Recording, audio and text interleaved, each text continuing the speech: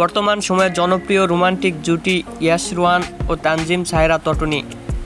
দিন দিন বাংলা নাটকের জনপ্রিয়তা বেড়েই চলেছে। সেই ধারাবাহিকতায় আবারও নতুন নাটক নিয়ে হাজির হয়েছেন জনপ্রিয় এই জুটি। নাটকটির নাম শালিক বালিকা। এই নাটকটিতে অভিনয় করেছেন বর্তমান সময়ের আলোচিত অভিনেতা ইয়াশ রোহান ও আলোচিত অভিনেত্রী তানজিম সায়রা তটনি। এই নাটকটি রচনা ও পরিচালনা করেছেন